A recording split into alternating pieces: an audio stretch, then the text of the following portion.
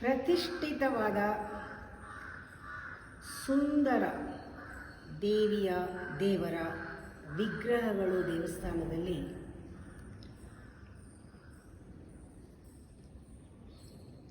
ನಮ್ಮ ಸಾಧನೆಗೆ ಹೇಗೆ ಸಾಧನವಾಗಿ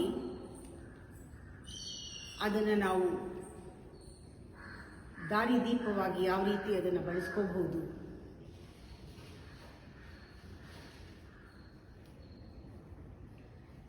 ತುಂಬ ಜನಕ್ಕೆ ದೇವಸ್ಥಾನಕ್ಕೆ ಹೋಗಿ ದೇವಿಯನ್ನು ನೋಡೋದೇ ಒಂದು ಕಣ್ಣಿಗೆ ಹಬ್ಬ. ಅಲಂಕಾರ ಮಾಡಿದ ದೇವಿಯನ್ನು ನೋಡಿದಾಗ ಏನೋ ಒಂದು ರೀತಿ ಮನಸ್ಸಿಗೆ ಸಂತೋಷ ಆಗುತ್ತೆ, ಒಂದು ಭಾವನೆ ಬರುತ್ತೆ. ದರ್ಶನ ಆಯಿತು, ನಾವು ಹೇಳೋದು ಹೀಗೆ, ದರ್ಶನ ಆಯಿತು ನನಗೆ. ಯಾತ್ರೆ ಹೋಗಿ ಎಲ್ಲ ಕಡೆನೂ ದೇವಿಯನ್ನು ಕಣ್ತುಂಬ ನೋಡಿ ಕ್ಯೂನಲ್ಲಿ ಅಷ್ಟೊತ್ತು ಕಾದು ದರ್ಶನ ಆಯಿತು. ಆಮೇಲೆ ಆಚೆ ಬಂದಮೇಲೆ ನಮಗನ್ಸುತ್ತೆ ಪಾವನವಾಯಿತು ಇಲ್ಲಿಗೆ ಬಂದಿದ್ದು. ಈ ಭಾವ ಶಾಶ್ವತವಾಗಿ ನಮ್ಮ ಸಾಧನೆಗೆ ನಾವು ಉಪಯೋಗಿಸ್ಬೇಕಾದ್ರೆ ವಿವೇಕ ಜ್ಞಾನದಲ್ಲಿ ಇದನ್ನು ನೋಡಿದಾಗ ದೇವಸ್ಥಾನ ಒಂದು ಪ್ರಯೋಗ ಕೇಂದ್ರ, ಎಕ್ಸ್ಪೆರಿಮೆಂಟ್ ಮಾಡೋದಕ್ಕೆ ಸೈಂಟಿಫಿಕ್ ಲ್ಯಾಬೊರೇಟರಿ. ಹೆದರ್ಕೊಂಡು ಹರಕೆ ಕಟ್ಕೊಂಡು ಭಯ ಪಟ್ಕೊಂಡು ಹೋಗಿ ಅಥವಾ ಅಪೇಕ್ಷೆಗಳನ್ನ ನಿರೀಕ್ಷೆಗಳನ್ನ ಹೊತ್ಕೊಂಡು ಹೋಗಿ ದುಃಖ ಇದ್ದಾಗ ಹತ್ಕೊಂಡು ಹೋಗಿ ಮಾಡೋ ಅಂಥದ್ದು ಏನೂ ಅಲ್ಲ. ಇಲ್ಲಿ ನಮ್ಮ ಆತ್ಮ ಸಂಶೋಧನೆಗೆ ಈ ದೇವಸ್ಥಾನ, ಈ ದೇವರು ಎಲ್ಲ ಇರೋದು. ಇವೆಲ್ಲ ಸಾಂಕೇತಿಕವಾಗಿ ನನ್ನ ಸಾಧನೆಗೆ ಬೇಕು ಅಂದಾಗ ದೇವಸ್ಥಾನಕ್ಕೆ ಹೋಗಿ ಆ ವಿಗ್ರಹದ ಮುಂದೆ ನಿಂತ್ಕೊಂಡಾಗ ಏನನ್ಸುತ್ತೆ, ಸುಂದರವಾದ ದಿವ್ಯವಾದ ವಿಗ್ರಹವನ್ನು ನೋಡಿ ನಮಗೆ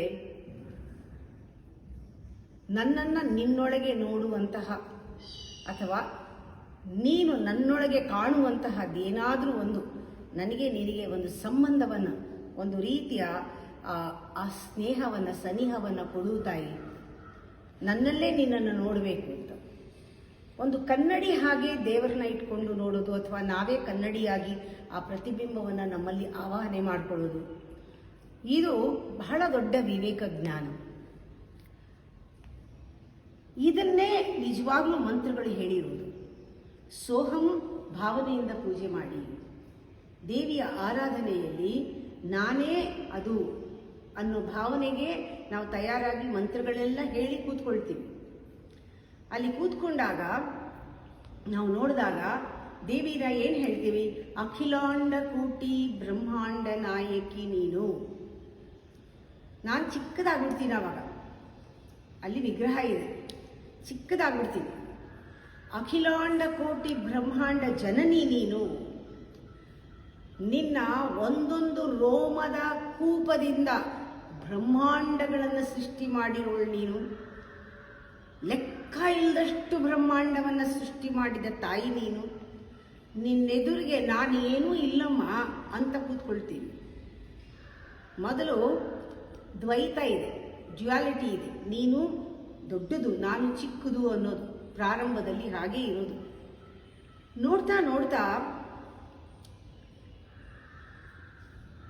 ನೀನು ತೇಜಸ್ಸ ರೂಪ. ಯಾವತ್ತೂ ವಿಗ್ರಹಗಳನ್ನು ನಾವು ಕಳೆಯನ್ನು ಕೊಟ್ಟು ಆದಿವಾಸ ಮಾಡಿ ಪ್ರತಿಷ್ಠಾಪನೆ ಮಾಡಿರ್ತೀವಿ, ಸುಮ್ಮನೆ ಅಂಗಡಿಯಿಂದ ತಂದಿಡೋದಲ್ಲ. ಪ್ರತಿಷ್ಠಾಪನೆ ಅಂದಾಗ ಬೇಕಾದಷ್ಟು ಅದಕ್ಕೆ ನಡೆದಿರುತ್ತೆ ಸಂಸ್ಕಾರ. ಆ ದೇವರನ್ನ ಇಟ್ಬಿಟ್ಟು ಅಲ್ಲಿ ಕಳೆಯನ್ನು ತುಂಬ್ತೀವಿ. ಆ ದೇವಿಗೆ ಕಣ್ಣನ್ನು ತೆರೆಸೋದಕ್ಕೇನೆ ಒಂದು ದೊಡ್ಡ ಸಂಸ್ಕಾರ, ದೊಡ್ಡದು ಇದಿದೆ, ಸಂಪ್ರದಾಯ ಇದೆ. ಅದಕ್ಕೆ ಹೇಳ್ತಾರೆ ನೇತ್ರ ಉನ್ಮಿಲನ ಅಂತ. ಅಂದರೆ ಕಣ್ಣು ತೆಗೆಯೋದು, ಕಣ್ಣು ತೆರೆಸೋದು ದೇವಿಗೆ ಅಂತ. ವಿಗ್ರಹಕ್ಕೆ ಕಣ್ಣು ತೆಗಿಬೇಕಾದ್ರೆ ಅದು ದೊಡ್ಡ ಪ್ರಾಸೆಸ್ ಇದೆ. ಒಂದು ಕನ್ನಡಿ ಇಟ್ಟು ಪುನಃ ಮಾಡ್ತಾರೆ, ಒಂದು ದೊಡ್ಡ ಪ್ರಾಸೆಸ್. ಅದು ತುಂಬ ಚೆನ್ನಾಗಿರುತ್ತೆ. ನಮ್ಮ ದೇವಸ್ಥಾನದಲ್ಲೆಲ್ಲ ಮಾಡಿದ್ದೀವಿ. ಅದು ಪ್ರಾರಂಭದಲ್ಲಿ ನಾವು ಪ್ರಾರಂಭ ಮಾಡಿ ದೇವಸ್ಥಾನ ಪ್ರತಿಷ್ಠಾಪನೆ ಮಾಡುವಾಗ ಇವೆಲ್ಲ ಪದ್ಧತಿಗಳು ಆಗುತ್ತೆ. ಅಲ್ಲಿ ನಾವು ಕಲೆಯನ್ನು ತುಂಬಿಸಿದ್ದೀವಿ, ಗೋಪುರ ಕಟ್ಟಿದ್ದೀವಿ, ಕುಂಭಾಭಿಷೇಕ ಮಾಡಿದ್ದೀವಿ, ಯಜ್ಞ ಯಾಗಾದಿಗಳನ್ನು ಮಾಡಿ ಆ ದೇವರನ್ನ ಪ್ರತಿಷ್ಠಾಪನೆ ಮಾಡಿ ಅಲ್ಲಿ ಶಕ್ತಿ ಇದೆ ಅಂತ ಹೇಳಿದ್ದೀವಿ ನಾವು. ಅದಕ್ಕೆ ಆ ಜಾಗದಲ್ಲಿ ನಾವು ಹೋಗ್ತೀವಿ. ಬ್ಯಾಂಕಲ್ಲಿ ದುಡ್ಡಿದೆ, ಡೆಪಾಸಿಟ್ ಇದೆ, ಅಲ್ಲಿ ಹೋದಾಗ ಡ್ರಾ ಮಾಡಬಹುದು ಅಂತ ಇದ್ರೆ ಬ್ಯಾಂಕ್ಗೆ ಹೋಗ್ತೀವಿ. ಹಾಗೆ ದೇವಸ್ಥಾನಕ್ಕೆ ಬಂದು ಇಲ್ಲಿ ಶಕ್ತಿ ಇದೆ ಅಮ್ಮ, ಶಕ್ತಿ ಇದೆ ಅಂತ ಹೇಳ್ತೀವಿ. ನೀನು ಅಖಿಲಾಂಡ ಕೋಟಿ ಬ್ರಹ್ಮಾಂಡ ನಾಯಕಿ, ನೀನು ಆದಿಶಕ್ತಿ. ನೀನು ಆದಿಶಕ್ತಿ ಅಂದರೆ ಮೂಲ ಶಕ್ತಿ. ನೀನು ಪರಂಜ್ಯೋತಿ. ನೋಡಿ, ಆ ಪರಂಜ್ಯೋತಿಯನ್ನ ನಾನು ವರ್ಣನೆ ಮಾಡಿದ್ದೀನಿ. ಆ ಪರಂಜ್ಯೋತಿ ಅಂದರೆ ಕೋಟಿ ಸೂರ್ಯ ಕಿರಣಗಳಿರುವಂತಹ ಸೆಲ್ಫ್ ಲ್ಯೂಮಿನಸ್ ಲೈಟ್ ಅಂತ, ಸ್ವಯಂ ಪ್ರಭೆಯುಳ್ಳವಳು ನೀನು. ಆ ಒಂದು ಪರಂಜ್ಯೋತಿ ಒಂದು ಕಣವಾಗಿ ಇಲ್ಲಿ ಬಂದು ಸೇರ್ಕೊಂಡು ಬಿಟ್ಟಿದೆಯಾ ತಾಯಿ? ಇಲ್ಲಿ ಬಂದು ಸೇರ್ಕೊಂಡ್ಬಿಟ್ಟಿದ್ಯಾ ನೀನು? ನೀನು ಆದಿಶಕ್ತಿ ಇಲ್ಲಿದೆಯಾ? ಆದಿಶಕ್ತಿ ನೀನೇನು ಅಂತ ವರ್ಣನೆ ಮಾಡಕ್ ನನಗೆ ಸಾಧ್ಯನೇ ಇಲ್ಲ. ಪ್ರಾರಂಭದಲ್ಲಿ ನಾನು ಹೆಂಗೆ ಹೇಳ್ತೀನಿ, ನಿನ್ನ ರೂಪಗಳು ಎಷ್ಟೋ, ಬಹುರೂಪ ಅಲ್ವಾ ನಿಂದು, ನಿನ್ನ ರೂಪಗಳೆಷ್ಟೋ ಅದು ಲೆಕ್ಕಕ್ಕೆ ಸಿಕ್ಕಲ್ಲ. ನಿನ್ನ ಮಹಿಮೆಗಳೆಷ್ಟು ಕೊಂಡಾಡದಷ್ಟು ಇದೆ, ಅದು ಲೆಕ್ಕಕ್ಕೆ ಸಿಕ್ಕದಿಲ್ಲ. ನಿನ್ನ ಸೌಂದರ್ಯವನ್ನು ವರ್ಣಿಸಕ್ಕೆ ಸಾಧ್ಯವೇ ಇಲ್ಲ. ನಿನ್ನಲ್ಲಿ ಎಷ್ಟು ಐಶ್ವರ್ಯ ಇದೆ ಅದು ನಂಗೆ ಗೊತ್ತಿಲ್ಲ, ಅಷ್ಟೊಂದು ಎಣಿಸಕ್ಕೆ ಸಾಧ್ಯ ಇಲ್ಲ. ಇದನ್ನ ಏನು ಹೇಳ್ತಾರೆ, ಅಮೇಯ ಅಂತ.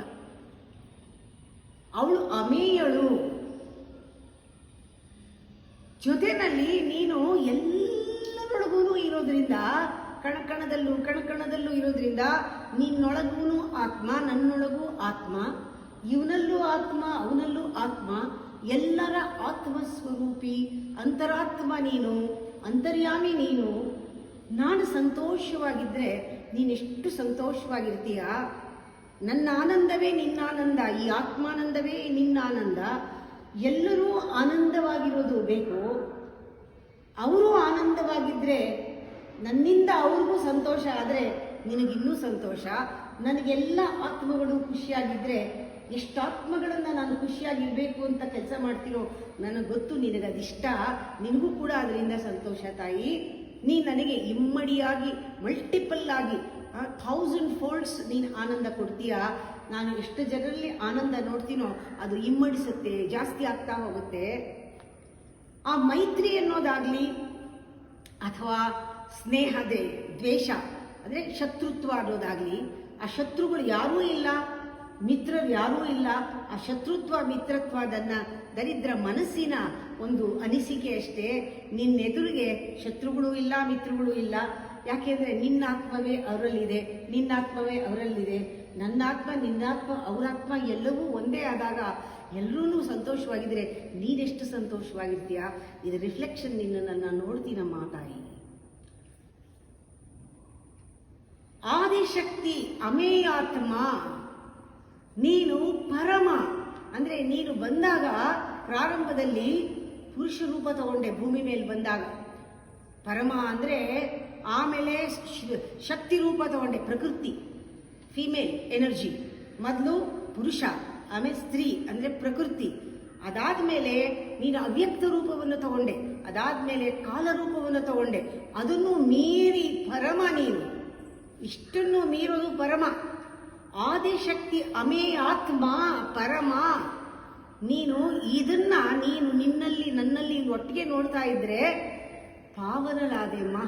ಈ ಆಕೃತಿಯನ್ನು ನೀನು ಸೃಷ್ಟಿ ಮಾಡಿರೋದು ಅಂದರೆ, ಸೃಷ್ಟಿಯಲ್ಲಿ ಎಲ್ಲ ಚರಾಚರದಲ್ಲೂ ಪ್ರಾಣಿ ವರ್ಗಕ್ಕೆ ಬಂದಮೇಲೆ ಎಲ್ಲದಕ್ಕೂ ದೇಹ ಇದೆ ಅಲ್ಲ. ಮನುಷ್ಯನ ದೇಹ ಸೃಷ್ಟಿಯಲ್ಲಿ ಉತ್ಕೃಷ್ಟವಾದ ದೇಹ.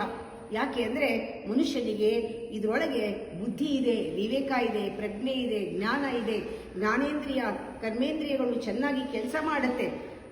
ಇದರಷ್ಟು ಸೃಷ್ಟಿ ಯಾವುದೂ ಇಲ್ಲ. ಅದರಿಂದ ಇದು ನಿನ್ನ ಬೆಸ್ಟ್ ಆಕೃತಿ, ಬೆಸ್ಟ್ ಸೃಷ್ಟಿ. ಅದರಿಂದ ನಿನ್ನನ್ನು ನೋಡ್ತಾ ನೋಡ್ತಾ ನೋಡ್ತಾ ಇದು ಪಾವನ ಆಕೃತಿ ಆಯಿತು.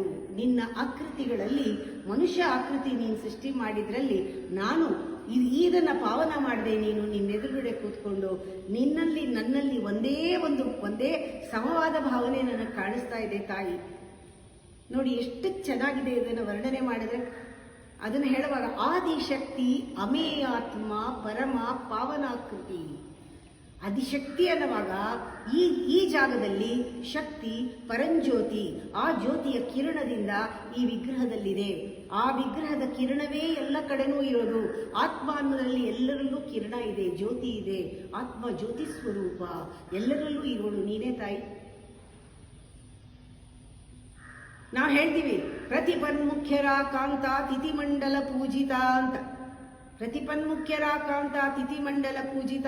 ನಿನ್ನ ಕಳೆಗಳಿಂದಲೇ ನಿತ್ಯರು, ನಿತ್ಯ 15 ದಿವಸ ಶುಕ್ಲ ಪಕ್ಷ ಕೃಷ್ಣ ಪಕ್ಷದ ತಿಥಿಗಳೆಲ್ಲವೂ ಅಂದರೆ ಮಾಸ ಕಾಲ ನಿನ್ನಿಂದನೇ, ವಾರ ನಿನ್ನಿಂದನೇ, ದಿವಸ ನಿನ್ನಿಂದನೇ, ದಿವಸದ ಹಗಲು ರಾತ್ರಿ ಮಧ್ಯಾಹ್ನ ಹೀಗೆ 3 ಹೊತ್ತು ನಿನ್ನಿಂದನೇ, ಈ ಕಾಲವೆಲ್ಲ ನಿನ್ನಿಂದನೇ. ಜೊತೆಗೆ ಎಲ್ಲ ಕಳೆ ನೀನು, ಕಳೆ ಎಲ್ಲ ಕಡೆನೂ digits. Everything is light, everything is rays. ಎಲ್ಲ ಕಡೆನೂ ಮಯೂಖಗಳು, ಎಲ್ಲ ಕಡೆನೂ ತೇಜಸ್ಸಿನ ಮಯೂಖಗಳು. ಎಲ್ಲ ಕಡೆನೂ ಒಂದು ರೀತಿಯ ಈ ಸುರ್ಸುರ್ ಬತ್ತಿಯಿಂದ ಬರುತ್ತಲ್ಲ ಲೈಟ್ಸ್, ಆ ಥರ ನಿಮ್ಮ ಈ ಕಿರಣಗಳು, ತೇಜೋ ಕಿರಣಗಳು. ಹಾಗೆ ಈ ನನ್ನೊಳಗೂ ಕೂಡ 16 ಚಂದ್ರನ ಕಿರಣಗಳು, ಷೋಡಶ ಕಲೆ ಇಲ್ಲಿದೆ, ಇಲ್ಲಿ 12 ಕಲೆ ಇದೆ, ಇಲ್ಲಿ ಅಗ್ನಿಯಲ್ಲಿ 10 ಕಲೆಗಳಿದೆ. 10 ಇದು ಅಗ್ನಿಖಂಡದಲ್ಲಿ 10, ಸೂರ್ಯಖಂಡದಲ್ಲಿ 12, ಚಂದ್ರಖಂಡದಲ್ಲಿ 16, ಜೊತೆಗೆ 360 ಕಲೆಗಳು ನನ್ನಲ್ಲಿದೆ. ಒಂದೊಂದು ಚಕ್ರದಲ್ಲೂ ಕಲೆಗಳಿದೆ, ಅಕ್ಷರಗಳಿದೆ, ಕಲೆಗಳಿದೆ. ನೀನು ಪ್ರತಿಯೊಂದು ಕಲೆಯ ಆತ್ಮ. ನೀನು ಒಂದೊಂದು ಎಳೆ ಕಲೆಯಲ್ಲೂ ನೀನು ಆತ್ಮ ಇದೆ. ಅದರಿಂದ ನೀನು ಕಲಾತ್ಮಿಕ. ನನಗೆ ನನ್ನಲ್ಲಿರುವ ಕಲೆಗಳಿಗೆ ನನ್ನನ್ನು ನಾಥಳನ್ನಾಗಿ ಮಾಡು. ನನ್ನ ಶಕ್ತಿಯನ್ನು ನನಗೆ ನಿಯಂತ್ರಿಸೋ ಹಾಗೆ ಮಾಡು. ನಾನು ಅಂತ ಸಣ್ಣ ಅಹಂಕಾರದಲ್ಲಿ ನಾನು ಇದೀನಮ್ಮ. ಅದರಿಂದ ನಾನು ನಿಜವಾಗ್ಲೂ ಯಾರು, ನಾನು ಒಳಗಡೆ ಆನಂದದ ಸ್ವರೂಪ, ಬೆಳಕಿನ ಸ್ವರೂಪ ಅಂತ ನನಗೆ ತೋರಿಸ್ಕೊಟ್ಬಿಡು ನೀನು. ಅಂದರೆ ನಿನ್ನಲ್ಲಿ ಇದೆಯಲ್ಲ ಅದು ನನಗೆ ತೋರಿಸ್ಕೊಡು. ನಾನು ನಾಥಳಾಗಬೇಕು. ಅಂದರೆ ನನ್ನ ಒಳಗಿರುವ ಕಲೆಗಳಿಗೆ ನಾಥ. ನೀನು ನಿನ್ನ ಕಲೆಗಳಿಗೆ ನಾಥ ಆಗಿದೆಯಲ್ಲ, ಎಲ್ಲವನ್ನೂ ಕೂಡ ಎಲ್ಲದಕ್ಕೂ ನೀನು ನಾಥೆ. ಎಲ್ಲ ಕಲೆಗಳಿಗೂ ಕಲಾತ್ಮಿಕ ಕಲಾನಾಥ. ಒಂದೊಂದು ಕಲೆಯಿಂದಲೂ ಕೂಡ ಬಂದಿರೋದು ಈ 64 ಕಲೆಗಳು ಅಂದರೆ ಆರ್ಟ್, ಕ್ರಿಯೇಟಿವಿಟಿ. ಹಾಡಿರ್ಬೋದು, ಡ್ಯಾನ್ಸ್ ಇರ್ಬೋದು, ಕತೆ ಇರ್ಬೋದು, ಕವನ ಇರ್ಬೋದು, ಸ್ಕ್ರಿಪ್ಚರ್ ಇರ್ಬೋದು, ಸ್ಕಲ್ಪ್ಚರ್ ಇರ್ಬೋದು, ಏನೇ ಇರಬಹುದು, ಎಲ್ಲವೂ ಕೂಡ ಆ ಕಲೆ ಕ್ರಿಯೇಟಿವಿಟಿಯಿಂದ ಬಂದಿರೋದು. ಹಾಡು, ಮ್ಯೂಸಿಕ್, ಸಂಗೀತ, ರಾಗವೆಲ್ಲವೂ ಕೂಡ ನಿಂದು ಕಲಾರೂಪ. ಅವೆಲ್ಲ 64 ಕಲೆಗಳು. ಆ ಕಲೆಗಳ ಒಳಗೆ ನೀನು ಆತ್ಮ ಆಗಿರೋದ್ರಿಂದ ಯಾರಾದರೂ, ಎಲ್ಲರಿಗೂ ಅಷ್ಟು ಕಲೆಗಳು ಇದೆ. ಯಾರು ಅದನ್ನ ಬಗೆದು ನೋಡ್ತಾರೋ, ಎಕ್ಸ್ಪ್ಲೋರ್ ಮಾಡ್ತಾರೋ, ಯಾರು ಅದನ್ನ ಕಲಿತಾರೋ, ಅವರಲ್ಲಿ ಸಂಸ್ಕಾರದಿಂದ ಅದನ್ನು ಹೊರಗೆ ತೆಗಿತಾರೋ, ಹೊರಗೆ ತೆಗೆದು ಒಳಗಡೆ ಇರುವ ಸಾರವನ್ನು ತಿಳ್ಕೊಳ್ತಾರೋ, ಅದರಲ್ಲಿ ಎಕ್ಸೇಲ್ ಆಗ್ತಾರೋ, ಅದನ್ನು ಮುಟ್ಟುತ್ತಾರೋ, ಆ ಕಲೆಯ ಆತ್ಮವನ್ನು ಮುಟ್ಟುತ್ತಾರೋ, ನಿನಗೆ ಬಹಳ ಖುಷಿ ಆಗುತ್ತೆ. ಅದನ್ನು ನೀನು ವಿಲಾಸ ಅನ್ಕೊಂಡು, ಆನಂದ ಅನ್ಕೊಂಡು, ಎಂಜಾಯ್ ಮಾಡಿಕೊಂಡು ಕೇಳ್ತೀಯಾ, ಎಂಜಾಯ್ ಮಾಡ್ಕೊಂಡು ನೋಡ್ತೀಯ. ಒಳ್ಳೆ ಡ್ಯಾನ್ಸ್ನ, ಒಳ್ಳೆ ಸಂಗೀತನ, ಒಳ್ಳೆ ಪಿಕ್ಚರ್ನ, ಒಳ್ಳೆ ಮ್ಯೂಸಿಕ್ನ ನೀನು ಆನಂದ ಪಡ್ತೀಯಪ್ಪ. ಕಲಾತ್ಮಿಕ ಕಲಾನಾಥ. ಕಾವ್ಯಾಲಾಪ, ಆಲಾಪ ಅಂದರೆ ಒಳಗಿಂದ ಬರೋದು ಆಲಾಪ. ಆಲಾಪ ಅಂದರೆ ಬರೀ ಸಂಗೀತಕ್ಕೆ ಮಾತ್ರ, ಎಲ್ಲದಕ್ಕೂ ಆಲಾಪವಿದೆ, ಎಲ್ಲಕ್ಕೂ ಆ ಕೋರಿದೆ, ಎಲ್ಲಕ್ಕೂ ಆ ಸಾರ ಇದೆ. ಅದನ್ನು ನೀನು ಎಂಜಾಯ್ ಮಾಡ್ತೀಯ. ಕಾವ್ಯಾಲಾಪ ವಿನೋದಿನಿ. ರಾಮಾಯಣ ಅನ್ನೋದು ಕಾವ್ಯ. ಅದು ಓದಿದ್ರೆ ಅದರಲ್ಲಿ ಆನಂದ ಪಟ್ಟರೆ ಅವಳಿಗೆ ಬಹಳ ಖುಷಿ. ಆನಂದಕ್ಕೆ ಖುಷಿ ಪಡ್ತಾಳೆ ಅವಳು. ನಾವು ಏನೇ ಒಳ್ಳೆ ಕೆಲಸ ಮಾಡಿದ್ರು ಅವಳು ಖುಷಿ. ನಾವು ಹೇಳ ಅವಳಿಗೆ ಪ್ರೀತಿಯಿಂದ ನಾನು ಡ್ಯಾನ್ಸ್ ಮಾಡ್ತೀನಿ. ನೃತ್ಯ ಸೇವಾ ಅವಳ ಪ್ರೀತಿಗೆ. ನೀ ಪ್ರೀತ್ಯಾರ್ಥೆ, ತತ್ವ ಪ್ರೀತಿ ನಿನಗೆ ವೇದ ಹೇಳೋದು ಪ್ರೀತಿ. ಸಂಗೀತ ಪ್ರಿಯೇ ಅಂತ ಹೇಳಿ ಸಂಗೀತ ಹೇಳ್ತೀವಿ. ಅಪ್ಪ ಅಮ್ಮ ನಿನಗಿದು ಪ್ರೀತಿ, ಅದಕ್ಕೆ ನಾ ಈ ಸೇವೆ ಮಾಡ್ತೀನಿ ಅಂತ ನಾವು ಷೋಡಶೋಪಚಾರ ಸೇವೆ ಮಾಡುವಾಗ ಹೇಳ್ತೀವಿ. ನಿನಗೆ ಪ್ರೀತಿ ಇರೋದೆಲ್ಲವೂ ಕೂಡ ನಾನು ಅದಕ್ಕೆ ಪೂರ್ತಿಯಾಗಿ ನನ್ನ ಆನಂದವನ್ನು ತೋಡಿ ಅದನ್ನು ಹಾಡಿದ್ರೆ ನಿನ್ನ ಆತ್ಮವನ್ನು, ಕಲೆಯಲ್ಲಿ ಆತ್ಮವನ್ನು ನಾನು ಮುಟ್ಟಿದ್ರೆ ನನ್ನ ಆತ್ಮದ ಒಂದು ರೋಮಾಂಚನ ಆಗುತ್ತೆ. ನನಗೆ ನನ್ನ ಆತ್ಮ ಅಲ್ಲಿ ಕಾಣಿಸ್ಕೋಬೋದು ಆ ಕಲೆಯಲ್ಲಿ ನಿನ್ನಿಂದ. ಕಲಾತ್ಮಿಕ, ಕಲಾಲಾಪ, ಕಾವ್ಯಾಲಾಪ ವಿನೋದಿನಿ. ಒಂದೊಂದು ಕಲೆ ಇದೆಯಲ್ಲ ಅದು ಕಿರಣದ ಹಾಗೆ. ಅಕ್ಷರಗಳು ಕಿರಣಗಳೇ, ಒಂದೊಂದು ಕಲೆಯೂ ಕಿರಣಗಳೇ, ಎಲ್ಲವೂ ತೇಜಸ್ಸಿನ ಕಿರಣಗಳು. ಆ ಕಿರಣದಲ್ಲಿ ಮೂರು ಬಣ್ಣ ಇದೆ, 3 ಶಕ್ತಿಗಳಿದೆ: ಇಚ್ಛಾಶಕ್ತಿ, ಜ್ಞಾನಶಕ್ತಿ, ಕ್ರಿಯಾಶಕ್ತಿ. ಇಲ್ಲಿಂದ ನೀಲಿ ಬಣ್ಣ, ಕೆಂಪು ಬಣ್ಣ, ಬಿಳಿ ಬಣ್ಣ. ಆ ಬಿಳಿ ಬಣ್ಣ ಅಂಚಲ್ಲಿ ಹೋಗ್ತಾ ಹೋಗ್ತಾ ಸತ್ವ ಆಗ್ತಾ ಅವೆಲ್ಲ ಸೇರಿಕೊಂಡು ಅದ್ಭುತವಾದ ದೇವಿಯ ತೇಜೋರೂಪ ಕಾಣಿಸುತ್ತೆ, ಒಂದೊಂದು ಕಿರಣನೂ. ಅದರಿಂದ ನನ್ನ ದೇಹದಲ್ಲಿ ಎಲ್ಲ ಇರುವ 366 ಕಿರಣಗಳು, ಎಲ್ಲ ಕಿರಣಗಳು ಕೂಡ ಎಲ್ಲದರಲ್ಲೂ 3 ಶಕ್ತಿಗಳಿವೆ. ಅಂದರೆ ಕೋಟಿ ಲಕ್ಷ್ಮಿಯರು, ಕೋಟಿ ಸರಸ್ವತಿಯರು, ಕೋಟಿ 3 ಶಕ್ತಿಗಳು, ಇಚ್ಛಾ ಕ್ರಿಯಾ ಶಕ್ತಿಗಳಿದೆ ನನ್ನಲ್ಲಿ. ಅದರಿಂದ ಎಲ್ಲ ಲಕ್ಷ್ಮಿಯರು ಸೇರಿ ಸಂಪತ್ತು ಒಂದು ಕಡೆ, ವಾಕ್ ಒಂದು ಕಡೆ, ಸರಸ್ವತಿ ಒಂದು ಕಡೆ, ಲಕ್ಷ್ಮಿ ಒಂದು ಕಡೆ, ದಕ್ಷಿಣದಲ್ಲಿ ಒಬ್ಳು, ಉತ್ತರದಲ್ಲಿ ಒಬ್ಳು ನಿಂತ್ಕೊಂಡು ನಿನಗೆ ಚಾಮರವನ್ನು ಬೀಸ್ತಾ ಆ ಒಂದು ಬೆಳಕಾಗಿ ನಿನ್ನ ಸೇವೆಯನ್ನು ಮಾಡ್ತಾ ಇದ್ದಾರೆ. ಸಚಾಮರ ರಮಾವಾಣಿ. ರಮಾವಾಣಿ ಅಂದರೆ, ವಾಣಿ ಅಂದರೆ ಸರಸ್ವತಿ, ರಮಾ ಅಂದರೆ ಲಕ್ಷ್ಮಿ. ಈ ಒಂದು ಸಂಪತ್ತು ಅನ್ನೋದು, ವಾಕ್ ಅನ್ನೋದು, ವಿದ್ಯೆ ಅನ್ನೋದು ಇಬ್ಬರೂ ನಿನಗೆ ಚಾಮರವನ್ನು ಬೀಸ್ತಾ ಇದ್ದಾರೆ. ನೀ ಮಧ್ಯದಲ್ಲಿ ಒಂದು ತೇಜೋರೂಪದಲ್ಲಿ ನಿಂತುಬಿಟ್ಟಿದೆಯಾ ತಾಯಿ. ಕಲಾತ್ಮಿಕ, ಕಲಾಲಾಪ, ಕಾವ್ಯಾಲಾಪ ವಿನೋದಿನಿ, ಸಚಾಮರ ರಮಾವಾಣಿ, ಸವ್ಯ ದಕ್ಷಿಣ ಸೇವಿತ. ನೀನು ಆದಿಶಕ್ತಿ, ಅಮೇಯಾತ್ಮ, ಪರಮ ಪಾವನಾಕೃತಿ. ಇದರ ರಿಫ್ಲೆಕ್ಷನ್ ನಾನು ಆಗಬೇಕಮ್ಮ, ಪಾವನಾಕೃತಿ. ನೋಡಿ, ಇದು ಆಗಬೇಕಾದ್ರೆ ನಮ್ಮಲ್ಲಿ ಆ ನಾದ ಅನಾಹತದಲ್ಲಿ ಒಂದು ಮನಸ್ಸು ಅನ್ನೋದರಿಂದ ಮೀರಬೇಕು ನಾವು. ಇದು ಮನಸ್ಸಿನಲ್ಲಿ ಬರೋದಿಲ್ಲ, ಇಂದ್ರಿಯಗಳಲ್ಲಿ ಇದೆಲ್ಲ ಅನುಭವಗಳು ಬರೋದಿಲ್ಲ. ಇದಕ್ಕೆ ಧ್ಯಾನಕ್ಕೆ ಕೂತ್ಕೋಬೇಕು. ಧ್ಯಾನಕ್ಕೆ ಕೂತ್ಕೊಂಡಾಗ, ಮೌನಕ್ಕೆ ಕೂತ್ಕೊಂಡಾಗ ಆ space and matter and mind ಅಂತಾರೆ, ಸ್ಪೇಸ್ ಅಂಡ್ ಟೈಮ್ನ ಮೀರಿ, ಆ ಮನಸ್ಸಿನ ಮೀರಿ ಹೋದಾಗ ನಮಗೆ ಒಳಗಡೆ ಆ ನಾದದಲ್ಲಿ ಶಬ್ದ ಕೇಳುತ್ತೆ. ಕೆಲವು ಬೀಜಾಕ್ಷರಗಳೆಲ್ಲ ಹೃದಯದ ಗುಹೆಯ ಅಂತರಾಳದಲ್ಲಿ ಒಂದು ಗುಣ ನಿಧಿ ಇದ್ದ ಹಾಗೆ ಆ ಗುಹೆಯಲ್ಲಿ ಎಲ್ಲ ಬೀಜಾಕ್ಷರಗಳಿವೆ. ಅದರ ಸ್ವರೂಪ ಮಣಿಯು, ಅದು ಕಲೆಗಳೇ, ಪವರ್ಫುಲ್ ಕಲೆಗಳು ತುಂಬಿರೋ ಬೀಜ ಅವೆಲ್ಲ. ಅದಕ್ಕೆ ಅದರಲ್ಲಿ ಈ ಒಂದು ತೇಜೋ ಕಲೆ ಕ್ಲೀಮ್ ಅಂತ ತಗೋತಾರೆ. ಕ್ಲೀಂಕಾರಿ, ನೀನು ಕ್ಲೀಮ್ ಅನ್ನೋ ಮಂತ್ರ ಇದೆಯಲ್ಲ, ಆ ಶಬ್ದ ಅಕ್ಲೀಂಕಾರಿ. ಕ್ಲೀಂಕಾರಿ, ಕ್ಲೀಮ್ ಅಂದಾಗ ಕ ಅನ್ನೋದು ಶಿವ, ಈಮ್ ಅನ್ನೋದು ಅದು ಮನ್ಮಥ ಬೀಜ, ಈಮ್ ಅನ್ನೋದು. ಇದನ್ನ ಕಾಮಕಲಾ ಬೀಜ ಅಂತ ಹೇಳ್ತಾರೆ. ಆ ಈಮ್ ಅನ್ನೋದು ಇಚ್ಛಾಶಕ್ತಿ, ಆ ಮನ್ಮಥ ಬೀಜ. ಅದಿಲ್ಲದೆ ಇದ್ರೆ ಶಿವಶಕ್ತಿ ಸೇರೋದೇ ಇಲ್ಲ ಅಕ್ಷರಗಳು. ಇದೊಂದು ಕೆಟಾಲಿಸ್ಟ್ ಇದ್ದಂಗೆ. ನಮ್ಮಲ್ಲಿ ಕೂಡ ಮನ್ಮಥ ಅಂದ ತಕ್ಷಣ ಎಲ್ಲರೂ ಕಾಮ ಅಂದ್ಕೊಂಡು ಆ ಪಶು ಕಾಮವನ್ನು, ಆ ಸೆಕ್ಸ್ನ ಯೋಚನೆ ಮಾಡ್ತಾರೆ. ಅದಲ್ಲ, ಮನ್ಮಥ ಅವನು ಸಾಮಾನ್ಯದವನಲ್ಲ. ನೋಡಿ, 12 ಜನ ಯಾರ್ಯಾರು? ಮನು, ಕುಬೇರ, ಇಂದ್ರ, ಚಂದ್ರ, ಸೂರ್ಯ, ಆಮೇಲೆ ಮನ್ಮಥ, ಶಿವ, ಷಣ್ಮುಖ, ದೂರ್ವಾಸ, ಅಗಸ್ತ್ಯ, ಲೋಪಾಮುದ್ರ. ಈ 12 ಜನರಲ್ಲಿ ಶಿವ ಎರಡು ವಿದ್ಯೆ, ಉತ್ತಮವಾದ ವಿದ್ಯೆ ಶ್ರೀವಿದ್ಯೆಯಲ್ಲಿ. ಇವರೆಲ್ಲ ಶ್ರೀವಿದ್ಯಾ ಉಪಾಸಕರು. 12 ಜನ ಉಪಾಸನೆ ಮಾಡಿದ್ರು ಕೂಡ ದೇವಿಗೆ ಮೊದಲು ಪ್ರೀತಿಯಾಗಿದ್ದು ಶುದ್ಧ ವಿದ್ಯಾ, ಅದು ಶಿವನ ವಿದ್ಯೆ. ಎರಡನೇದವಳು ಪ್ರೀತಿಯಾಗಿದ್ದು ಸೌಭಾಗ್ಯ ವಿದ್ಯೆ, ಅದು ಮನ್ಮಥ ವಿದ್ಯೆ.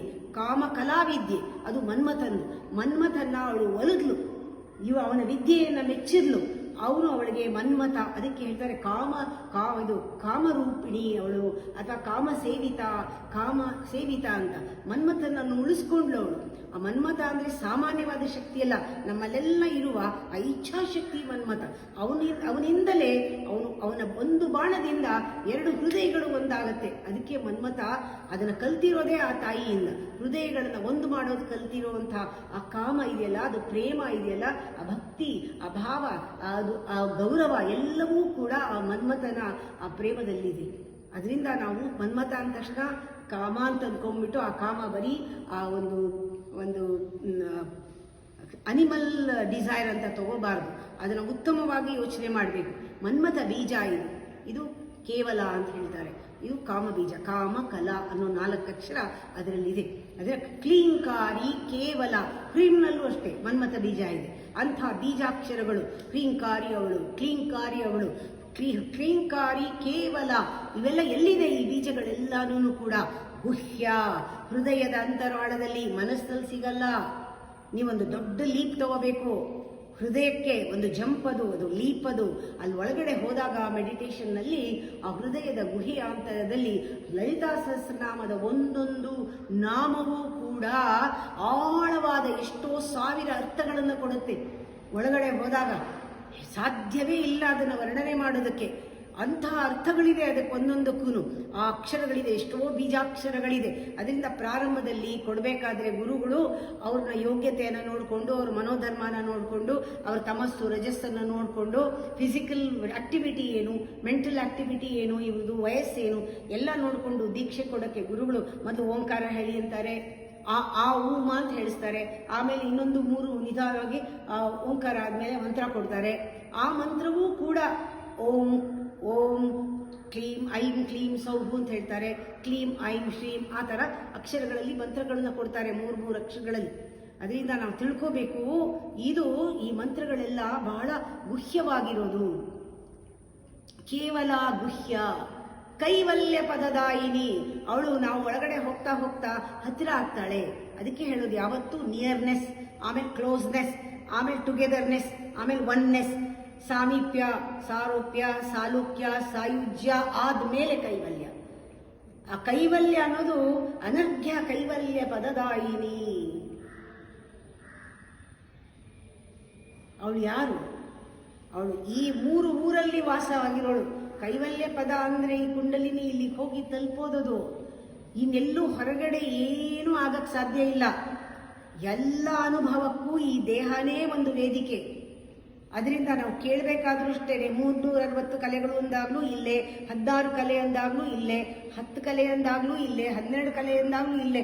ಸೂರ್ಯಮಂಡಲದಲ್ಲಿ 12 ಕಲೆ 12 ಕಲೆ ಅಂತ ಮಂತ್ರ ಹೇಳ್ಬೋದು. ಆದರೆ ಅದನ್ನು ಫೀಲ್ ಮಾಡಬೇಕು. ಕೈವಲ್ಯ ಪದದಾಯಿನಿ ಅಂದರೆ ನಾನು ನನ್ನೊಳಗೆ ಸೇರ್ಕೊಳ್ಳೋದು, ಅಂದರೆ ನಾನು ನಿನ್ನಲ್ಲಿ ಸೇರ್ಕೊಳ್ಳೋದೇ ಒಂದು ಕೈವಲ್ಯ.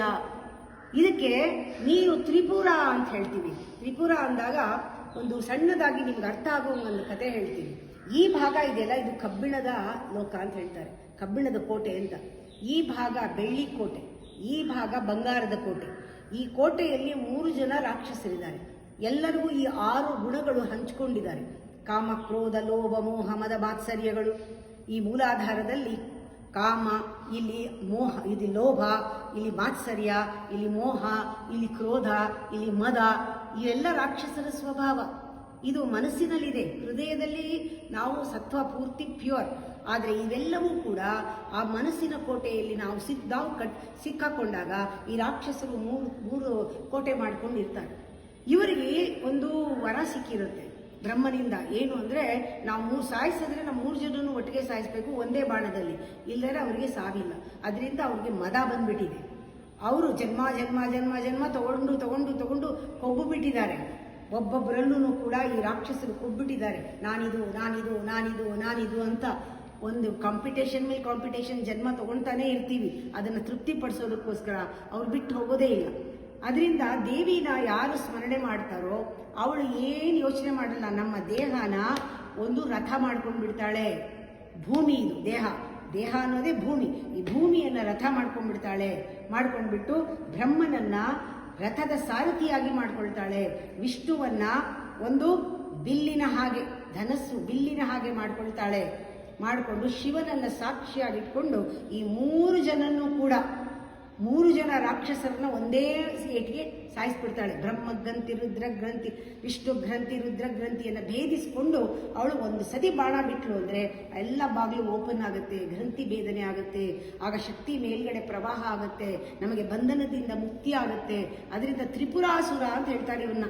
ಈ ತ್ರಿಪುರಾಸುರನ್ನ ಮರ್ದನ ಮಾಡಿದ್ರೆ ಯಾವುದೋ ಊರಿತ್ತು, ಎಲ್ಲೋ 3 ಕೋಟೆ ಇತ್ತು, ಎಲ್ಲೋ ಯಾವಾಗಲೋ ಕಾಲದಲ್ಲಿ ದೇವಿ ಕಥೆಯಲ್ಲಿ ಪುರಾಣದಲ್ಲಿ ಕೇಳ್ಬಿಟ್ಟು ನಮಗೆ ಸಂಬಂಧ ಇಲ್ಲ ಅನ್ಕೊಳ್ತೀವಿ. ತ್ರಿಪುರ ಇಲ್ಲೇ ಇದೆ. ತ್ರಿಪುರ, ತ್ರಿಪುರಾಂಬ ಅನ್ನಲ್ವಾ, ಇಲ್ಲೇ ತ್ರಿಪುರ. ತ್ರಿಜಗದ್ವಂದ್ಯ, ಈ 3 ಜಗತ್ತು ಅವಳನ್ನು ವಂದಿಸಿದೆ. ತ್ರಿಜಗದ್ವಂದ್ಯ. ಎಲ್ಲ ಪಾಸಿಟಿವ್ ಎನರ್ಜಿ ಎಲ್ಲ ಒಂದ್ಸತಿ ಕುಂಡಲಿನಿ ಪಾಸ್ ಆಗ್ಬಿಟ್ಟು ಎಲ್ಲವೂ ಎದ್ದು ಬಿಡುತ್ತೆ. ನಮ್ಮಲ್ಲಿ ಎಷ್ಟೋ ಕೋಟಿ ದೇವತೆಗಳಿದ್ದಾರೆ ಈ ದೇಹದಲ್ಲಿ. ಎಲ್ಲ ಪಾಸಿಟಿವ್ ಎನರ್ಜಿ ಎಲ್ಲ, ಈ ನೆಗೆಟಿವಿಟಿ ಇದ್ದರೆ ಎಲ್ಲನೂ ಕೂಡ ಬ್ಲಾಕ್ ಆಗೋಗಿರುತ್ತೆ. ಎನರ್ಜಿ ಎಲ್ಲನೂ ಕಾಯಿಲ್ಡ್ ಅಪ್ ಆಗೋಗಿರುತ್ತೆ. ಅದೆಲ್ಲ ಹೇಳತ್ತೆ. ತ್ರಿಜಗದ್ವಂದ್ಯ. ಎಲ್ಲ ವಂದನೆ ಮಾಡ್ತಾರೆ ಅವಳಿಗೆ. 3 ಲೋಕದವರು ವಂದನೆ ಮಾಡ್ತಾರೆ. ಹೊರಗಡೆನೂ ಬ್ರಹ್ಮಾಂಡದಲ್ಲೂ ಅಷ್ಟೇ, ಈ ಪಿಂಡಾಂಡದಲ್ಲೂ ಅಷ್ಟೇ. ತ್ರಿಜಗದ್ವಂದ್ಯ. ತ್ರಿಪುರ ತ್ರಿಜಗದ್ವಂದ್ಯ. ತ್ರಿಮೂರ್ತಿ. ಇವಳೇ ಬ್ರಾಹ್ಮಿ. ಇಲ್ಲಿ ಒಂದು ಬ್ರಹ್ಮನ ಜೊತೆ ಬ್ರಾಹ್ಮಿ, ವೈಷ್ಣವಿ, ರೌದ್ರಿ. ತ್ರಿಮೂರ್ತಿ ಅಂದರೆ ಇವರು 3 ಜನ ದೇವಿಯರು. ತ್ರಿಮೂರ್ತಿ. ತ್ರಿದಶೇಶ್ವರಿ ಅಂದರೆ ನಮ್ಮಲ್ಲಿ ಬಾಲ್ಯ ಯೌವನ ಮುಪ್ಪಿಲ್ಲ ಅವಳಿಗೆ. ಆ ಮುಪ್ಪು ಯಾವಾಗಿಲ್ಲ, 30 ವರ್ಷ ಸ್ಟಾಪ್ ಆಗೋಯ್ತು ಅಂದರೆ ಅರ್ಥ ಅವಳು ಸನಿತ್ಯ ಯೌವನ ಶಾಲಿನಿ. ಒಳಗಡೆ ಅಂಥ ಎನರ್ಜಿ, ಅಂಥ ತೇಜಸ್ಸು ಇರೋಳವಳು. ತ್ರಿದಶೇಶ್ವರಿ.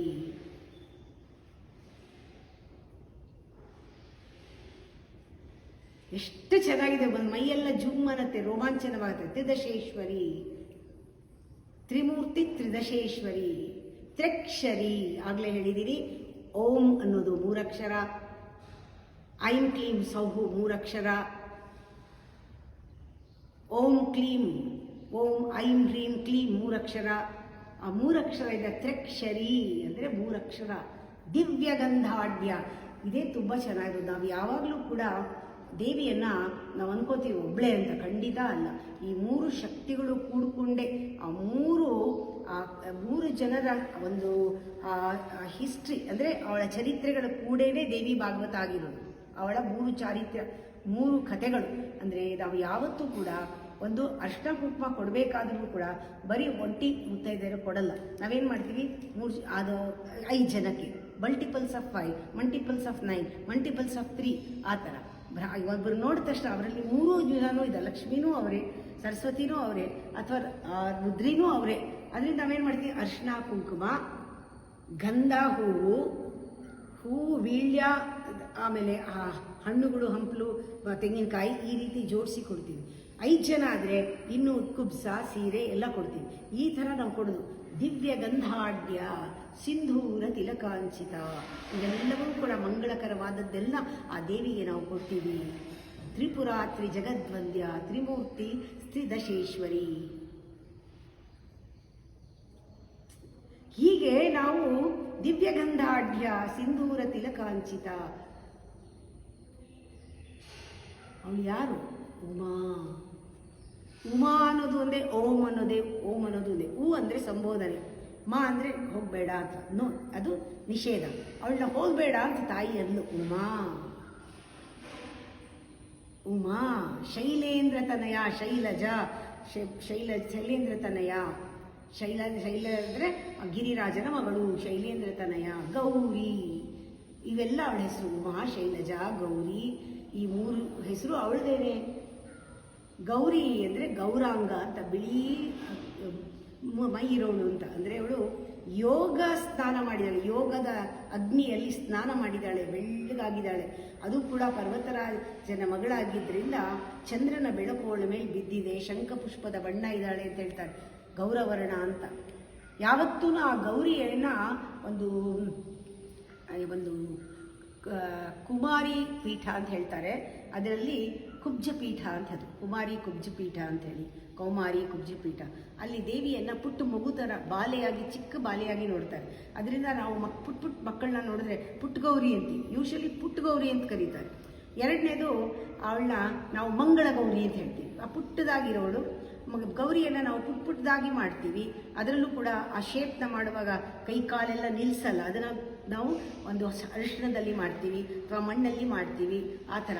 ಇದು ಕುಬ್ಜಪೀಠ ಅದು. ಅದರಿಂದ ಹಾಗೆ ಆ ರೀತಿ ಮಾಡ್ತೀವಿ. ಅದನ್ನು ನಾವು ನೀರಲ್ಲಿ ಆಮೇಲೆ ಬಿಟ್ಬಿಡ್ತೀವಿ ಅದನ್ನು. ಯಾಕೆಂದರೆ ಈ ಒಂದು ಭೂಮಿ ಮೇಲೆ ಅವಳು ಗೌರಿಯಾಗಿ, ಅಂದರೆ ಇದು ಗಿರಿಜೆಯಾಗಿ, ಪಾರ್ವತಿಯಾಗಿ, ಪರ್ವತರಾಜನ ಮಗಳಾಗಿ ಅವಳು ಇಲ್ಲಿ ಅವತಾರ ತೆಗೆದುಕೊಂಡು ಬಂದಿದ್ಲು ಅವಳು. ಉಮಾ ಶೈಲೇಂದ್ರ ತನಯ ಗೌರಿ ಗಂಧರ್ವ ಸೇವಿತ. ಇದು ಗಂಧರ್ವರು ಬಹಳ ದೇವತೆಗಳಿಗೆ ಹತ್ರ ಆದರೆ ದೇವತೆಗಳಲ್ಲ. ಈ ಗಂಧರ್ವ ಲೋಕ ಅನ್ನೋದು ಒಂದು ಮಾಯಾ ಲೋಕ. ನಾವು ಇದಕ್ಕೆ ಹಿಮಾಲಯಕ್ಕೆ ಹೋದಾಗ ಅಲ್ಲಿ ಸುಮ್ಮನೆ ನೋಡ್ತಾ ಇದ್ದರೆ ಕ್ಷಣಕ್ಕೆ ಒಂದು ಬಣ್ಣ ಕಾಣಿಸೋದು. ಅದಕ್ಕೆ ಭಾಳ ಕ್ಲಿಯರ್ ಆಗಿರೋದು ಸ್ಕೈ, ನೀಲಿ, ಒಂಥರ ಕೆಂಪು, ತಕ್ಷಣ ಹಸಿರು, ಏನೋ ಒಂದು ಹಳದಿ ಬಣ್ಣ. ನೋಡ್ತಾ ಇದ್ದರೆ ಗಂಧರ್ವ ಲೋಕವೇನೋ, ಆ ಮೋಡಗಳನ್ನೆಲ್ಲ ನೋಡ್ತಾ ಇದ್ದರೆ ಗಂಧರ್ವ ಲೋಕವೇನೋ ಅನಿಸೋದು.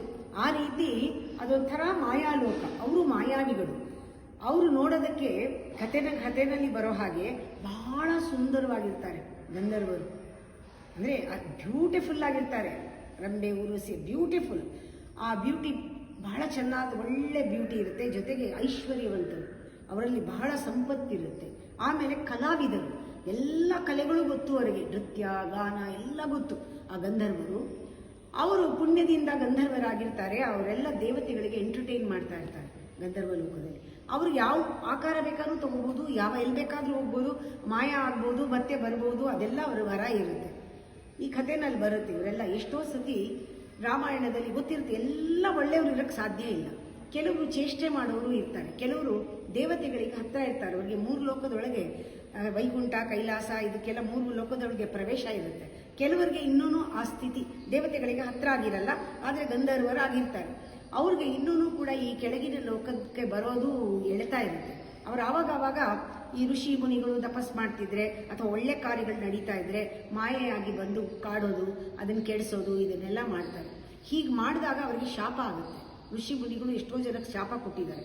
ಹಾಗೆ ಶಾಪ ಆದಮೇಲೆ ಅವರು ಪುನಃ ಭೂಲೋಕದಲ್ಲಿ ಹುಟ್ಟಿ ಬರ್ತಾರೆ. ಹುಟ್ಟಿ ಬಂದರೂ ಕೂಡ ಅವರಿಗೆ ಗಾನ ಆಗಲಿ, ಒಳ್ಳೆ ನೃತ್ಯ ಆಗಲಿ, ಆಮೇಲೆ ಒಳ್ಳೆ ಬ್ಯೂಟಿ ಆಗಲಿ, ಒಳ್ಳೆ ತೇಜಸ್ಸು ಎಲ್ಲವೂ ಇರುತ್ತೆ. ದೇವರ ಥರ ಇರ್ತಾರೆ ಅವ್ರು ನೋಡೋಕ್ಕೆ. ಇದು ಇದ್ದಾಗ ಅದರಲ್ಲೂ ಕೂಡ ಭಾಗ ಇದೆ. ಯಾರಿಗೆ ಅದಕ್ಕೆ ಗಮನ ಇಲ್ಲದೆ ಅಂದರೆ ಆ ತೇಜಸ್ಸು, ಬುದ್ಧಿ, ಈ ಚತುರತೆ, ಹಣ ಯಾವುದ್ರ ಮೇಲೂ ಸ್ವಾಮಿಭಾನ ಇಲ್ಲದೆ ಇರೋರು ಬೇಗ ದೇವಿಗೆ ಒಲಿತಾರೆ. ಅಂಥ ಗಂಧರ್ವರು ದೇವರ ರೂಪದಲ್ಲಿ ಹುಟ್ಟಿ ಭೂಮಿ ಮೇಲೆ ಬಂದು ಪೂಜೆ ಮಾಡೋರು, ಆ ಗಂಧರ್ವ ಲೋಕದಲ್ಲೂ ಪೂಜೆ ಮಾಡುವವರು ಇರ್ತಾರೆ. ಅದು ಇಲ್ಲೂ ಕೂಡ ಇದ್ದಾರೆ ಅಂಥ ಗಂಧರ್ವರು. ಕೆಲವರು ಏನು ಮಾಡ್ತಾರೆ, ಇಲ್ಲಿ ಬಂದಾಗ ಅವರಿಗೆ ಆ ಎಲ್ಲಕ್ಕಿಂತ ಬೇರೆ ಥರ ಇರ್ತಾರಲ್ಲ ಅವರು ಮದದಲ್ಲಿ, ಹಣದ ಮದದಲ್ಲಿ ವಿದ್ಯೆಯನ್ನು ಬಿಟ್ಟು ಅವಿದ್ಯೆಯಲ್ಲಿ ಸಿಕ್ಕಾಕೊಂಡು, ಅದು ಜಾಸ್ತಿ ಬೇರೆ ಬೇರೆ ದುಷ್ಟಚಟಗಳಿಗೆ ಸಿಕ್ಕಾಕೊಂಡು, ಅವರ ಒಂದು ಬ್ಯೂಟಿನೇ ಒಂದು ಜನಗಳನ್ನ ಆಕರ್ಷಣೆ ಮಾಡಿ ಹಾಳು ಮಾಡಿ, ಅದನ್ನು ವಿದ್ಯೆ ಗೊತ್ತಿರೋದು ಕಲೆಗಳನ್ನು ಮಾರಿ ಹಣ ಮಾಡಿಕೊಂಡು ಅವರು ಕೆಟ್ಟ ಯೋನಿಗಳಲ್ಲಿ ಹುಟ್ಟುತ್ತಾರೆ. ಆ ಥರ ಕೆಳಗೆ ಬರೋರು ಇರ್ತಾರೆ, ಮೇಲೆ ಹೋಗೋರು ಇರ್ತಾರೆ. ಬೆಳವಣಿಗೆನಲ್ಲಿ ಗಂಧರ್ವ ಪೂಜಿತ ಉಮಾ ಶೈಲೇಂದ್ರ ತನಯ ಗೌರಿ ಗಂಧರ್ವ ಪೂಜಿತ. ನೋಡಿ, ಇದು ಹೇಗೆ ಈ ಕಲೆಗಳೆಲ್ಲ ಸೇರಿಕೊಂಡು ಒಂದು ವಿಗ್ರಹದಲ್ಲಿ ಬಂತು, ಹೇಗೆ ಈ ವಿಗ್ರಹದಲ್ಲಿ, ಕಲ್ಲಿನ ವಿಗ್ರಹದಲ್ಲಿ ಅಷ್ಟೊಂದು ಕಲೆಗಳು ಕೂಡ್ಕೊಂತು ಅಂದಾಗ ಸ್ವಲ್ಪ ನಾವು ಹಿಂದಕ್ಕೆ ಹೋಗಬೇಕು. ಇದೆಲ್ಲನೂ ಕಾಣಿಸೋದು ಯಾವಾಗ ಅಂದರೆ ಮತ್ತೆ ದೇಶ ಕಾಲವನ್ನು ಮೀರಿದಾಗ ಮಾತ್ರ ಇದು ಕಾಣಿಸೋದು. ಆ ಮೆಡಿಟೇಷನಲ್ಲಿ, ಜ್ಞಾನದಲ್ಲಿ ಗೊತ್ತಾಗತ್ತೆ. ವೇದಗಳು ಉಪನಿಷತ್ತಾಗಿ, ಉಪನಿಷತ್ತಿನ ಸಾರ ವೇದಾಂತವಾಗಿ, ಆ ವೇದಾಂತ ಜ್ಞಾನದಲ್ಲಿ ಆ ಜ್ಞಾನಗಮ್ಯ ಜ್ಞಾನವೊಂದು ವಿಗ್ರಹವಾಗಿ ಅವಳು ಬಂದು ಇದನ್ನೆಲ್ಲನೂ ಕೊಡ್ತಾಳೆ. ಕೂತ್ಕೊಂಡಾಗ ಧ್ಯಾನ ಮಾಡಿದ್ರೆ ನಿಮಗೆ ಸಿಗುತ್ತೆ. ಏನು ಸಿಗುತ್ತೆ ಅಂದರೆ, ಹೇಗಿತ್ತು ಪ್ರಪಂಚ ಮೌನವಾಗಿದ್ದಾಗ ಓಂಕಾರನಾದ ಮಾತ್ರ ಇತ್ತು. ಆ ಇಡೀ ವಿಶ್ವವೆಲ್ಲ ಒಂದು ಒಂದು ವಿಶ್ವವನ್ನು ಅವಳು ಗರ್ಭ ಧರಿಸ್ತಾಳೆ. ಅದನ್ನು ವಿಶ್ವಗರ್ಭ ಅಂತ ಹೇಳ್ತಾರೆ. ಆ ಗರ್ಭದಿಂದ ಅದು ಹೊರಗೆ ಬಂದಿದ್ದು ಒಂದು ದೊಡ್ಡ ಸ್ವರ್ಣಗರ್ಭ. ಅಲ್ಲಿಂದ ಒಂದು ಸ್ವರ್ಣಗರ್ಭ, ಅದು ಬಂಗಾರದ ಗರ್ಭ, ಅದರಲ್ಲಿ ಪೂರ್ತಿ ಬಂಗಾರ ಇದೆ, ಬಂಗಾರದ ಗರ್ಭ. ಅಲ್ಲಿಂದ ಆಚೆ ಬಂದಾಗ ಅದರೊಳಗಿಂದ ಆಕಾಶ ಬರುತ್ತೆ, ಬೆಳಕಿನ ತೇಜಸ್ಸಿನ ಆಕಾಶ ಸೃಷ್ಟಿಯಾಗುತ್ತೆ. ಆ ತೇಜೋಲೋಕ, ಸತ್ಯಲೋಕ, ಅಲ್ಲಿಂದ ಆಕಾಶ, ಅಲ್ಲಿಂದ ವಾಯು, ಅಲ್ಲಿಂದ ಅಗ್ನಿ. ಅಲ್ಲಿವರೆಗೂ ಯಾರಿಗೂ ಕಾಣಲ್ಲ. ಅಗ್ನಿ ಆಗೋವರೆಗೂ ಯಾರಿಗೂ ಕಾಣಲ್ಲ. ಎಲ್ಲ ಅವ್ಯಕ್ತವಾಗಿ ನಡೆಯುತ್ತೆ. ಆಕಾಶ ಅಂತರ್ಗತವಾಗಿ ಮೇಲ್ಗಡೆ ಏನೇನು ಲೋಕಗಳಿದೆ ಯಾರಿಗೆ ಗೊತ್ತಿಲ್ಲ. ಆದರೆ ಇದೆ, ಅದಿಲ್ಲದೆ ಇದ್ದರೆ ಇದಿರ್ತಾ ಇರಲಿಲ್ಲ. It's only A by product. ಅಲ್ಲಿ ತನಕ ಗೊತ್ತಿಲ್ಲ ಯಾರಿಗೂ. ಮೆಡಿಟೇಷನ್ ಮಾಡ್ತಾ ಇದ್ರೆ ಅದರ ಒಂದು ಪರಿಚಯ, ಒಂದು ಗ್ಲಿಂಪ್ಸ್ ಆದರೂ ಕಾಣಿಸುತ್ತೆ. ಅಲ್ಲಿಂದ ಮೇಲಿಂದ ಬಂದಿದ್ದು ಆಕಾಶ. ಅದು ಬರ್ತಾ ಬರ್ತಾ ಬರ್ತಾ ಸೂರ್ಯಚಂದ್ರರು ನಮಗೆ ಚೂರು ಕಿಟಕಿನಲ್ಲಿ ಕಾಣಿಸ್ತಾ ಇರೋದ್ರಿಂದ ಹಗಲು ರಾತ್ರಿಗಳಾಗ್ತಾ ಇದೆ. ಅಲ್ಲಿಂದ ಕೆಳಗೆ ಬಂದರೆ ವಾಯುಮಂಡಲ ಇದೆ, ಅಲ್ಲಿ ತನಕ ಕಾಣಲ್ಲ, ಅದು ಕೂಡ ಬಹಳ ದೊಡ್ಡದು, ವಿಶಾಲವಾದದ್ದು. ಅದಾದ ಮೇಲೆ ಅಗ್ನಿಯಿಂದ ಸೈನ್ಸು ಎಕ್ಸ್ಪ್ಲೋರ್ ಮಾಡಿದೆ. ಒಂದು ಒಂದು ಒಂದು ಇದು ಅಗ್ನಿಯ ಒಂದು ಬೆಂಕಿ ಉಂಡೆ ಥರ ಇತ್ತು. ಅಲ್ಲಿಂದ ಎಲ್ಲ ಭೂಮಿ ಆಯಿತು, ತಣ್ಣಗಾಯಿತು, ಕೆಳಗೆ ನೀರು ಬಂತು, ನೀರಿಂದ ಭೂಮಿ ಆಯಿತು, ಭೂಮಿನಲ್ಲಿ ಜಲಚರಗಳು ಬಂತು, ಎವಲ್ಯೂಷನ್ ಸ್ಟಾರ್ಟ್ ಆಯಿತು. ಜಲಚರಗಳಾದಮೇಲೆ ಕೊನೆಯಲ್ಲಿ ಇವತ್ತು ಇಲ್ಲಿಗೆ ಅವನ ಸೃಷ್ಟಿ ಮನುಷ್ಯ. ಯಾರಿಗೂ ಇಲ್ಲದೆ ಇರೋದು ಮನುಷ್ಯನಿಗೆ ಬುದ್ಧಿ ಇದೆ, ಮಾತಾಡಕ್ಕೆ ಬರುತ್ತೆ. ಅಲ್ಲಿ ಪ್ರಾಣಿ ತನಕ ಬಂದಾಗ ಗಾಳಿ ಬೀಸಿದಾಗ ಶಬ್ದ ಆಗೋದು. ಪ್ರಾಣಿಗಳೆಲ್ಲ ಅರ್ಧ ಚಿಕ್ಕ ಅಂತ ಮಾತಾಡುತ್ತೆ ಅಷ್ಟೇನೆ, ಏನಿಲ್ಲ ಅಷ್ಟೇ, ಅರ್ಧ ಮಾತಿಲ್ಲ, ಸ್ವರ ಇಲ್ಲ. ಆಮೇಲೆ ಬರ್ತಾ ಬರ್ತಾ ಮನುಷ್ಯನಲ್ಲಿ ಆ ಒಂದು ಅಕ್ಷರಗಳೆಲ್ಲ ರೂಪ ತಗೊಂಡು ಆ ಪಶ್ಯಂತಿ ಮಧ್ಯಮ ವೈಖರಿ ರೂಪಕ್ಕೆ ಬಂದು ಆ ಮಾತು ಆಡಿದ್ದೇ ಮನುಷ್ಯ. ನಾವು ಮಾತಾಡ್ತೀವಿ, ಇದೊಂದೇ ವ್ಯತ್ಯಾಸ. ಸೃಷ್ಟಿಯಲ್ಲಿ ಪ್ರಾಣಿಗಳಿಗೂ ಮನುಷ್ಯನಿಗೂ ವ್ಯತ್ಯಾಸ. ಮನುಷ್ಯ ಮಾತಾಡ್ತಾನೆ, ಮನುಷ್ಯನಿಗೆ ಜ್ಞಾನ ಇದೆ, ವಿವೇಕ ಇದೆ, ಪ್ರಜ್ಞೆ ಇದೆ, ಧ್ಯಾನಕ್ಕೆ ಹೋಗ್ಬೋದು, ಅತೀತವಾಗಿ ಹೋಗಿ ಎಲ್ಲವನ್ನೂ ತಿಳ್ಕೊಳ್ಳೋ ಶಕ್ತಿ ಇದೆ. ಋಷಿಗಳು ಅದನ್ನೇ ಮಾಡಿದ್ದು. ವಿಶ್ವಗರ್ಭ, ಸ್ವರ್ಣಗರ್ಭ, ಅವರದ ಅಂದರೆ ಎಲ್ಲ ಇದನ್ನೆಲ್ಲ ಪಾಪಗಳನ್ನು ನಾಶ ಮಾಡಿ ಅವರದ ಜ್ಞಾನ ರೂಪಿಣಿ ಅಂದರೆ ವಿಶ್ವಗರ್ಭ, ಸ್ವರ್ಣಗರ್ಭ, ವರದ, ವಾಗದೀಶ್ವರಿ, ವಾಕ್ ಅದೀಶ್ವರಿ, ವಾಕ್ ಅದೀಶ್ವರಿ. ಅವಳು ಮಾತು ಎಲ್ಲಿಂದ ಬಂತು? ಇಲ್ಲಿಂದ ನಾದ ಇತ್ತು, ಮೌನದಲ್ಲಿತ್ತು, ಆಮೇಲೆ ವೈಬ್ರೇಟ್ ಆಯಿತು, ಆಮೇಲೆ ಸ್ವಲ್ಪ ಶಬ್ದ ಬಂತು, ಓಂಕಾರ ಬಂತು, ಆಮೇಲೆ ವಾಕ್ ಆಯಿತು, ವಾಗದೀಶ್ವರಿ, ವಾಗದೀಶ್ವರಿ. ಎಷ್ಟು ಚೆನ್ನಾಗಿದೆ ಅಲ್ವಾ? ವಾಗದೀಶ್ವರಿ, ವರದ, ವಾಗದೀಶ್ವರಿ, ವಾಗದೀಶ್ವರಿ. ಇಲ್ಲಿ ನಮಗೆ ಬೇಕಾಗಿರೋದೇನು? ಇದು ಮಿಥ್ಯಾ ಅಧಿ ಜಗಷ್ಟಾನ ಅಂದರೆ ಈಗ ಈ ಒಂದು ದೇಶ ಕಾಲವನ್ನು ಮೀರಿ ನಾವು ಹೋದಾಗ ಧ್ಯಾನ ಮಾಡ್ತಿದ್ದಾಗ ನಮಗೆ ಉಪನಿಷತ್ತು, ವೇದದ ಸಾರವಾದ ಉಪನಿಷತ್ತಿಂದ ಬಂದಂತಹ ಒಂದು ವೇದಾಂತ, ಇದೆಲ್ಲ ಅರ್ಥ ಮಾಡ್ಕೊಳ್ಳೋಕ್ಕೆ ನಮಗೆ ಶಕ್ತಿ ಬರುತ್ತೆ. ಅವಳು ಜ್ಞಾನ ವಿಗ್ರಹ. ಇಲ್ಲಿ ವಿಗ್ರಹ, ಜ್ಞಾನ ವಿಗ್ರಹ ಅಂದರೆ ಜ್ಞಾನ ವಿಸ್ತಾರವಾಗುವ ವಿಗ್ರಹ ಅವಳು. ತೇಜೋ ವಿಗ್ರಹ, ತೇಜಸ್ಸು ವಿಸ್ತಾರವಾಗುವ ವಿಗ್ರಹ, ಅದಕ್ಕೆ ದಿವ್ಯ ವಿಗ್ರಹ ಅಂತಾರೆ. ಈ ದಿವ್ಯ ವಿಗ್ರಹ, ತೇಜೋ ವಿಗ್ರಹ, ಕಲಾ ವಿಗ್ರಹ, ಈ ವಿಗ್ರಹಗಳ ಒಂದು ಪ್ರತಿರೂಪ ಆಕೃತಿ ಈ ಮನುಷ್ಯ ಬಹಳ ಶ್ರೇಷ್ಠ ಸೃಷ್ಟಿ. ಪ್ರಪಂಚದಲ್ಲಿ ಈ ಕಲಾ ಒಂದು ಆರಾಧನೆಯನ್ನು ನಾವು ಗಮನಿಸ್ತಾ ಇದ್ದರೆ ಹೇಗೆ ಆ ಹಿರಣ್ಯ ಗರ್ಭದಿಂದ ಸ್ವರ್ಣಗರ್ಭ ಬಂದು ತೇಜಸ್ಸು ಹೇಗೆ ಹರಡಿಕೊಂಡು ಬಂತು, ಕಲೆಗಳು ಹೇಗೆ ಅವಳಿಂದ ಹರಡಿಕೊಂಡು ಬಂತು, ಈ ಪರಂಜ್ಯೋತಿ ಅನ್ನೋದು ಆ ಜ್ಯೋತಿ ಅದು ಆಚೆ ಬಂದಾಗ ಆ ಜ್ಯೋತಿಯಿಂದ ಕಿರಣಗಳು ಯಾವ ರೀತಿ ಎಲ್ಲ ಕಡೆ ಹರಡಿಕೊಂಡಿದೆ, ಸೂರ್ಯ ಚಂದ್ರರು ಹೇಗಾಗಿದ್ದಾರೆ, ಅದರೊಳಗಿಂದ ಹೇಗೆ ಬಂದು ನಾವು ಒಂದು ವಸ್ತುವಿನಲ್ಲಿ ಅದನ್ನು ನಾವು ಹಿಡಿದಿಟ್ಕೊಳ್ಬಹುದು. ಇದನ್ನು ಮಾಡಿದಾಗ ಅದನ್ನು ಹಿಡಿದಿಟ್ಕೊಳ್ಳೋದು, ನೀರಲ್ಲಿ ಅದನ್ನು ಹಿಡಿದಿಟ್ಕೊಂಡು ಆ ಕಲೆಯನ್ನು, ಆಮೇಲೆ ಅದರಿಂದ ಅಭಿಷೇಕವನ್ನು ಮಾಡಿದಾಗ ಶ್ರೇಷ್ಠವಾಗಿ ಕಲೆಗಳು ಕೂಡ್ಕೊಳ್ಳುತ್ತೆ. ದೇವಸ್ಥಾನದಲ್ಲಿ ಒಂದು ಪ್ರತಿಷ್ಠಾಪನೆಯ ದಿವಸ ಪ್ರತಿನಿತ್ಯ ನಾವು ದೇವರ ಮುಂದೆ ಕೂತ್ಕೊಂಡಾಗ ಇದೆಲ್ಲ ತಿಳ್ಕೊಳ್ಳೋಕ್ಕೆ ಆ ವಿಗ್ರಹವನ್ನು ನಾವು ಸಾಧನವಾಗಿ ಬಳಸ್ಕೊಂಡು ಅಲ್ಲಿ ಶಾಶ್ವತವಾಗಿ ಇಲ್ಲಿ ಕಲೆ ಇದೆ ಅಂತ ಅಂದ್ಕೊಂಡಾಗ ಪ್ರತಿ ದಿವಸ ನಾವು ಕಲೆಗಳನ್ನು ಹೆಚ್ಚಿಸ್ತಾ ಹೋಗ್ಬೋದು. ಪುನಃ ಅದು ಮಲ್ಟಿಪಲ್ ಆಗಿ ನಮಗೆ ವಾಪಸ್ ಬರ್ತಾ ಇರುತ್ತೆ.